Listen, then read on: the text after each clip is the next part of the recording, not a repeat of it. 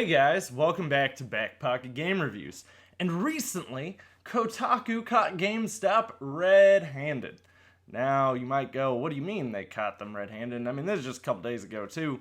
But Kotaku was calling around to local GameStops in their area and just seeing who had Switches in stock and stuff like that.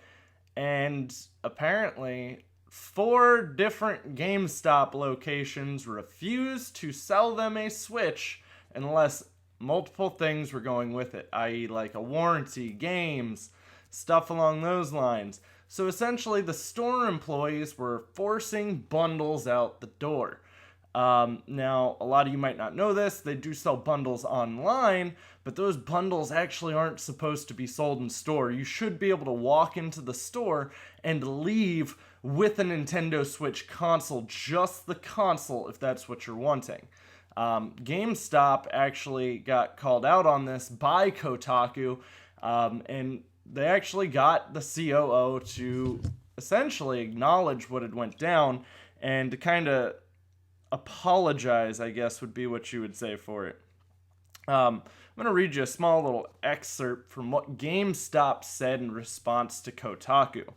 GameStop was disappointed to hear about the 4 GameStop stores that were misrepresenting our mission of providing customers the best service and products they want when visiting our stores, said GameStop's corporate headquarters in a statement. We appreciate Kotaku bringing this to our attention. These stores have been contacted, and this should no longer be an issue. Apparently, even Tony Bartel kind of acknowledged what was going on, and Tony Bartel is the COO of GameStop. Now, a lot of you might go, well, how is GameStop even somewhat responsible for this when it was just some of the stores? So keep in mind, not all stores are doing this. I have heard many stores have done this, though. And I've heard it from a bunch of different people. Now, corporate would tell you, no, they are not supposed to do that. However, they are also told from corporate, if you don't have a high enough attach rate on this, A, it's going to hurt your store, B, it's going to hurt you and your hours and potentially your job. So GameStop puts these high sales expectations on these people that they're paying barely above minimum wage with no kind of incentive outside of, you'll lose your job. Yeah. I mean, there's not really anything they're getting out of selling it to you other than the fact that they might have hours still tomorrow when they decide they want to work again. So it is really hard because like a lot of the companies that sit there and they put those kind of sales expectations on you, they normally give you some form of like incentive to sell that isn't like a, hey, you're going to lose your job just because you can't. Most are giving you some kind of kickback, whether it be spiff or whether it be some kind of like acknowledgement or reward. There is no acknowledgement or reward with GameStop. That's not how it happens. It's just you get to keep working. Now, I do think it's a little weird because even when I was there, Xbox One and PS4 had just come out, was like my last really big release. I mean, we're talking outside of like standalone games. We're talking my last big console release were Xbox One and PS4.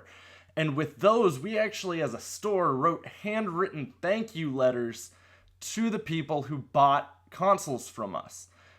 We were graded pretty heavily on what our attach rate was to the consoles. Now, keep in mind, I'm a pretty good salesman, so I don't really normally have a lot of issues with getting stuff attached or attempting to sell something extra. And I mean, especially when you're buying a new console, it's kind of hard not to at least get a game with it without having to resort to these dirty tactics of saying, no, you can't buy one unless you're buying something else with it.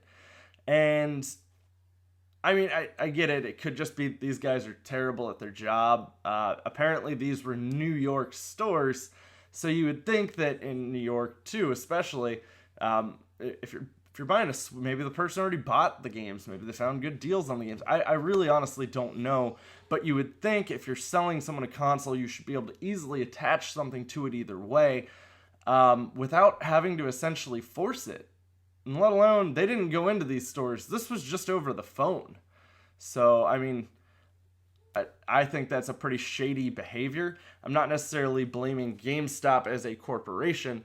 Obviously, GameStop needs to rework the way things are going in their stores, because I've heard very much so that the Circle of Life thing is still going on in the stores, even though months back, closer to the first of the year, they said they were doing away with it because of all the public backlash they got on it. And obviously, you can see that the pushy sales tactics are still around that essentially the Circle of Life was going to cause.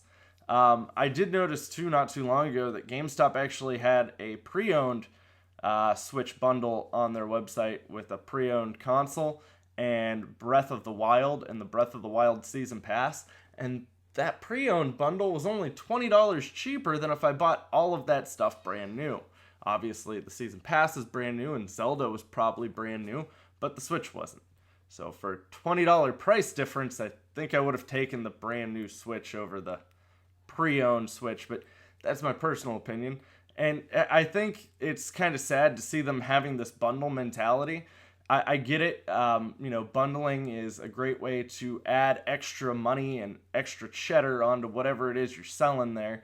But if your salespeople can't manage to sell it themselves, and a lot of it has to do with you're not going to get great salespeople if you're not able to incentivize them and you're not able to pay them a decent wage. Most GameStop employees are going to get hired in right around minimum wage. Right around.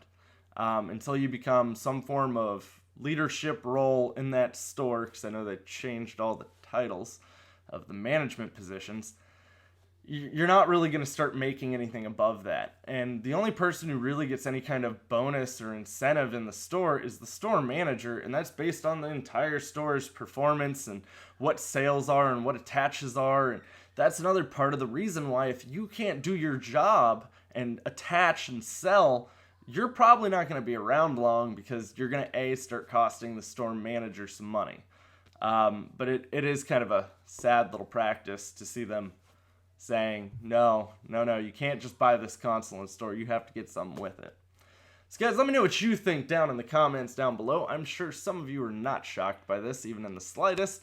And if you enjoyed the video, don't forget to drop them thumbs up. Those thumbs up really help the channel grow. It also is essentially a giant middle finger to the people that dislike every video instantly.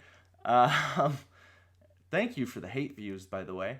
Also, guys, I'll have plenty more content coming for you soon, so stick around.